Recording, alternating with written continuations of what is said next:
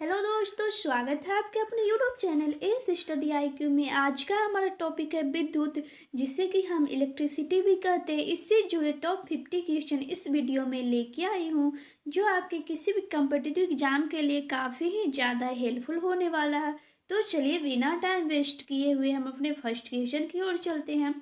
First question है हमारा, विद्युत प्रतिरोधकता निर्भर करता है। तो विद्युत प्रतिरोधकता किस पर निर्भर करता है दोस्तों? इसका राइट आंसर है चालक की प्रकृति पर। Option number C is correct answer. विद्युत की प्रतिरोधकता चालक की प्रकृति पर निर्भर करती है। चलिए नेक्स्ट क्वेश्चन है, विद्युत शक्ति का एसआई मात्रक क्या है? तो विद्युत शक्ति का एसआई मात्रक वाट है। Option number A is correct answer.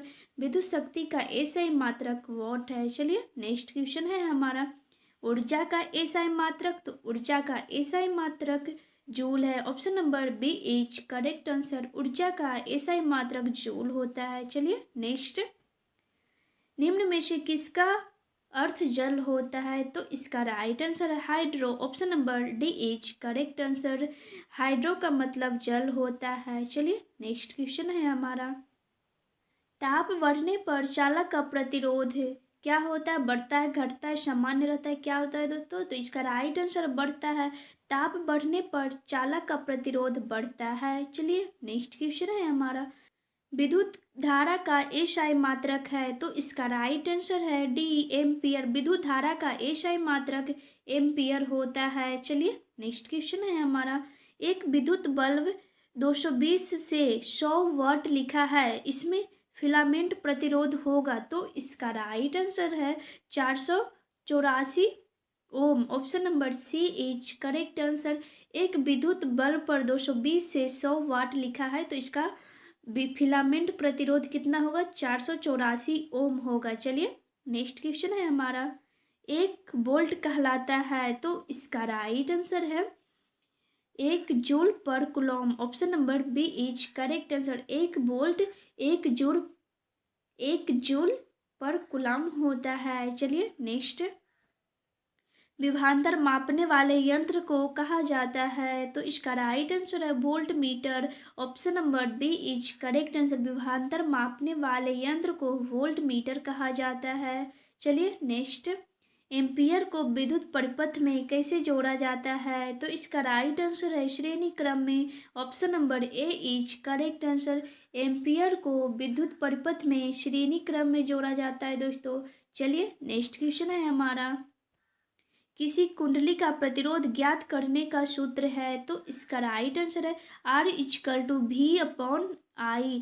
तो यहाँ पे R है, रेजिस्टेंस V है, विभवांतर और I है इलेक्ट्रिसिटी। तो R equal to V upon I। चलिए नेक्स्ट क्वेश्चन है हमारा, धातुएं धारावाहक होते हैं। तो इसका राइट आंसर है मुक्त इलेक्ट्रॉन के। Option number B is correct answer. धातुएं धारावाहक होते हैं मुक्त इलेक्ट्रॉन के। चलिए नेक्स्ट क्वेश्चन है हमारा, परिपथ में विद्युत धारा की माप किससे की जाती है? तो इसका राइट आंसर है अमीटर से। Option number B is correct answer. परिपथ में विद्युत धारा की माप अमीटर से की जाती है दोस्तों। चलिए नेक्स्ट क्वेश्चन है हमारा, किस उपकरण में धन और ऋण का चिन्ह नहीं होता है? तो इसका राइट आंसर है कुंडली में। Option number C is correct answer.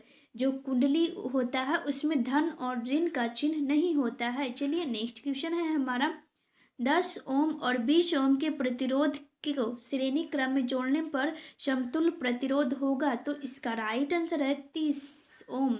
Option number C is correct answer. जो श्रेणी क्रम प्रतिरोध होता है, जो श्रेणी क्रम जो होता है दोस्तों, इस तरह का इसका प्रतिरोध जुड़ता है, तो इसका जितना भी रहेगा वो ऐड हो जाता है, यानी कि 10 और प्लस 20 तो 30 ओम इसका हो जाता है। तो ये हुआ R1 R2। तो R1 plus R2 equal to 10 और 20 ये होगा प्रतिरोध।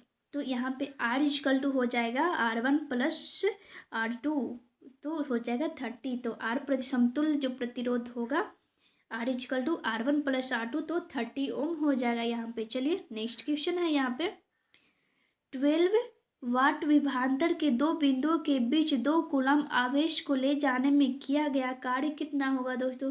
तो इसका राइट आंसर है 24 joule. Option number B is correct answer. चलिए नेक्स्ट, किसी विद्युत बल्ब की अनुपातांक 220 वाट 120 वाट है। जब उसे 110 वोल्ट पर प्रचालित करते हैं तब इसके द्वारा उपमुक्त शक्ति कितनी होती है? तो इसका राइट आंसर है 60 watt. Option number C is correct answer. चलिए नेक्स्ट, दो चालक तार जिनमें पदार्थ की लंबाई तथा व्यास समान है किसी विद्युत परिपथ में पहले श्रेणी क्रम में और फिर पार्श्व क्रम में संयोजन में उत्पन्न प्रतिरोधों का अनुपात क्या है? तो इसका राइट आंसर है 4:1। Option number D is correct answer. चलिए नेक्स्ट क्वेश्चन है, रेशम द्वारा रगड़ने पर कांच की छड़ में आवेश है, उत्पन्न आवेश क्या होगा दोस्तों? तो इसका राइट आंसर है धन आवेश। Option number B is correct answer. रेशम द्वारा रगड़ने पर कांच की छड़ में उत्पन्न आवेश धन आवेश होगा। चलिए नेक्स्ट, ऊन द्वारा एबोनाइट की छड़ को रगड़ने पर एबोनाइट की छड़ में उत्पन्न होता है, तो एबोनाइट की छड़ में क्या उत्पन्न होगा दोस्तों? इसका राइट आंसर है ऋण आवेश। Option number A is correct answer. ऊन द्वारा एबोनाइट की छड़ को रगड़ने पर एबोनाइट के छड़ पर ऋण आवेश उत्पन्न होता है। चलिए नेक्स्ट, दो आवेशित वस्तुओं पर लगने वाला बल पर कौन सा नियम लागू होता है? तो इसका राइट आंसर है कूलॉम का नियम। Option number C is correct answer. दो आवेशित वस्तुओं पर लगने वाला बल कूलॉम का नियम होता है। चलिए नेक्स्ट, 1 किलोवाट घंटा का व्यवहारिक मात्रक क्या होता है? तो इसका राइट है unit. Option number A is correct answer. 1 kilowatt घंटा का व्यवहारिक मात्रक यूनिट होता है। चलिए नेक्स्ट क्वेश्चन, निम्नलिखित में से कौन सा पद विद्युत परिपथ में विद्युत शक्ति को निरूपित नहीं करता है? तो इसका राइट आंसर है IR2। Option number B is correct answer है। बिजली के फ्यूज या तार बना होता है, तो इसका राइट आंसर है तांबे और टीन दोनों का। Option number C is correct answer. बिजली का फ्यूज तांबे और टीन दोनों का बना होता है दोस्तों। चलिए नेक्स्ट, 1 जूल का मान होता है, तो 1 जूल का मान कितना होता है दोस्तों? इसका right answer 0.24 calorie. Option number B is correct answer. 1 joule का मान 0.24 कैलोरी होता है। चलिए नेक्स्ट, बल्ब के तंतुओं के बनाने में टंगस्टन का उपयोग क्यों किया जाता है? तो इसका राइट आंसर है क्योंकि इसका गलनांक 3380 डिग्री सेल्सियस होता है। Option number A is correct answer. Bulb के तंतुओं को बनाने में टंगस्टन का उपयोग किया जाता है क्योंकि इसका गलनांक 3380 डिग्री सेल्सियस होता है। चलिए नेक्स्ट, 1 इलेक्ट्रॉन वोल्ट बराबर होता है, तो इसका राइट आंसर है 1.6 इंटू 10⁻⁻19 जूल होता है। 1 इलेक्ट्रॉन वोल्ट किसके बराबर होता है? तो 1.6 इंटू 10⁻⁻19 जूल होता है। चलिए नेक्स्ट क्वेश्चन, 1 वाट निम्नांकित में से किसके तुल्य है? तो इसका राइट आंसर है 1/VA। Option number C is correct answer. 1 watt निम्नलिखित में से किसके समतुल्य है? तो इसका राइट आंसर है 1/VA। चलिए नेक्स्ट क्वेश्चन है हमारा, अगर दो आवेशों Q1 और Q2 एक दूसरे से r दूरी पर स्थित हो तो कूलॉम के नियम से उत्पन्न बल होगा। तो इसका राइट आंसर है option number A is correct answer. F = K × Q1 Q2 upon r²। यहाँ पे F फोर्स हुआ, K कूलॉम यानी कि यहाँ पे नियतांक कूलॉम का जो नियतांक है वो है, और Q1 Q2 दो आवेश है और r उसके बीच की दूरी, दोनों आवेश के बीच की दूरी Q1 Q2। चलिए नेक्स्ट, कूलॉम के नियम में K क्या कहा जाता है? तो इसका राइट आंसर है समानुपाती नियतांक। Option number B is correct answer. Coulomb के नियम में K को समानुपाती नियतांक कहा जाता है। चलिए नेक्स्ट, दो सजातीय आवेशों के बीच किस प्रकार का बल लगता है? तो इसका राइट आंसर है प्रतिकर्षण बल, option number B is correct answer. दो सजातीय आवेशों के बीच प्रतिकर्षण बल लगता है। चलिए नेक्स्ट, विजातीय आवेशों के बीच किस प्रकार का बल लगता है? तो इसका राइट आंसर है आकर्षण बल, option number A is correct answer. विजातीय आवेशों के बीच आकर्षण बल लगता है। चलिए नेक्स्ट क्वेश्चन, दो पिंडों को आपस में लगने पर दोनों पिंड समान रूप से धनाविष्ट और ऋणाविष्ट हो जाते हैं, इसे कहा जाता है। तो इसे क्या कहा जाता है दोस्तों? इसका राइट आंसर है आवेश संरक्षण का नियम, option number B is correct answer.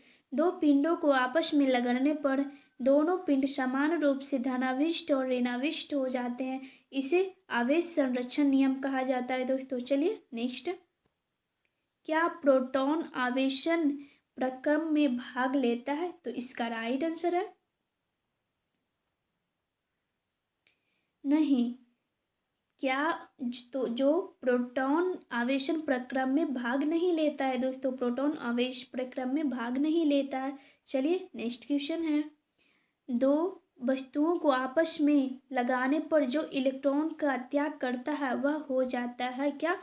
धनावेशित हो जाता है दोस्तों, option number B is correct answer. दो वस्तुओं को आपस में लगने पर जो इलेक्ट्रॉन का त्याग करता है वह धनावेशित हो जाता है। चलिए नेक्स्ट, जिन वस्तुओं को लगने पर जो इलेक्ट्रॉन ग्रहण करता है वह क्या हो जाता है दोस्तों? ऋणावेशित हो जाता है, option number B is correct answer. जो जब दो वस्तुओं को लगाते हैं तो इलेक्ट्रॉन जो ग्रहण करता है वह ऋणावेशित हो जाता है। चलिए नेक्स्ट, स्थिर विद्युत आवेश में है, क्या है? स्थिर विद्युत आवेश में विरामावस्था में रहते, option number A is correct answer. स्थिर विद्युत आवेश विरामावस्था में रहते हैं। चलिए नेक्स्ट, धारा विद्युत में आवेश रहते हैं, तो इसका राइट आंसर है गतिकीय अवस्था में, option number B is correct answer. धारा विद्युत में आवेश रहते हैं गतिकीय अवस्था में। चलिए नेक्स्ट, जिन पदार्थों में विद्युत मुक्त रूप से प्रवाहित हो सकती है उन्हें कहा जा सकता है, तो उन्हें क्या कहा जा सकता है दोस्तों? इसका राइट आंसर है विद्युत चालक, option number C is correct answer. जिन पदार्थों में विद्युत मुक्त रूप से प्रवाहित हो सकती है उन्हें विद्युत चालक कहा जा सकता है। चलिए नेक्स्ट, जिन पदार्थों में विद्युत प्रवाह आसानी से नहीं हो सकती है उसे क्या कहा जा सकता है? तो इसका राइट आंसर विद्युत रोधी, option number A is correct answer. जिन पदार्थों में विद्युत प्रवाह आसानी से नहीं होती है उन्हें विद्युत रोधी कहते हैं। चलिए नेक्स्ट, जो पदार्थ घर्षण द्वारा आसानी से अवशोषित हो जाते हैं वे कहे जाते हैं, तो इसका राइट आंसर है विद्युत रोधी, option number B is correct answer. जो पदार्थ घर्षण द्वारा आसानी से आवेशित हो जाते हैं वह विद्युत रोधी कहे जाते हैं। चलिए नेक्स्ट, किसी स्रोत से सतत धारा उत्पन्न करने की सरल युक्ति को कहते हैं, तो इसका राइट आंसर है voltage cell, option number A is correct answer. Voltage cell से सतत धारा उत्पन्न करने की सरल युक्ति कहते हैं। चलिए नेक्स्ट, विद्युत प्रवाह की दिशा मानी जाती है, तो इसका राइट आंसर है धन टर्मिनल से ऋण टर्मिनल की ओर, option number B is correct answer. विद्युत धारा की दिशा मानी जाती है धन टर्मिनल से ऋण टर्मिनल की ओर। चलिए नेक्स्ट क्वेश्चन है हमारा, एकांक समय में विद्युत आवेश का परिणाम के प्रवाह को क्या कहा जाता है? तो इसका राइट आंसर है विद्युत धारा, option number C is correct answer. एकांक समय में विद्युत आवेश के परिणाम को विद्युत धारा कहा जाता है। चलिए नेक्स्ट, विद्युत आवेश का मात्रक है, तो आवेश का मात्रक क्या है दोस्तों? तो इसका राइट आंसर है Coulomb, option number A is correct answer. आवेश का मात्रक कूलॉम है। चलिए नेक्स्ट, किसी तार से 1 एम्पीयर विद्युत धारा प्रवाहित होती है तो तार के प्रत्येक बिंदु से कितने इलेक्ट्रॉन प्रवाहित होती है? तो इसका राइट आंसर है 6.25 into 10⁻18, option number C is correct answer. चलिए नेक्स्ट, किसी विद्युत लैंप के तंतु से 0.4 एम्पियर की धारा प्रवाहित हो रही है, अगर लैंप 3 घंटे तक प्रकाश देता है तो प्रवाहित आवेश है, तो इसका राइट आंसर है 4320 Coulomb, option number A is correct answer. चलिए नेक्स्ट, ओम के नियम से निम्नलिखित में से कौन सत्य है? तो इसका राइट आंसर है I equal to V upon R। Option number A is correct answer. यहाँ पे ये I है दोस्तों, I equal to V upon R। चलिए नेक्स्ट, ओम के नियम में अचर राशि क्या है? तो इसका राइट आंसर है, ओम के नियम में अचर राशि ताप है। Option number B is correct answer. Ohm के नियम में अचर राशि ताप है दोस्तों। चलिए नेक्स्ट, ओम के नियम में विद्युत धारा और विभवांतर के बीच खींचा गया आलेख होता है। तो इसका राइट आंसर है सरल रेखा। Option number A is correct answer. Ohm के नियम में विद्युत धारा और विभवांतर के बीच खींचा गया आलेख सरल रेखा होती है। चलिए नेक्स्ट, निम्न में से कौन सा संबंध सत्य है? तो इस क्वेश्चन का आंसर आप लोग को कमेंट बॉक्स में देना है दोस्तों। आज का क्वेश्चन आप लोगों को कैसा लगा कमेंट बॉक्स में जरूर बताएं। और चलिए मिलते हैं नेक्स्ट वीडियो में, तब तक के लिए Jai Hind, Vande Mataram. Thanks for watching this video.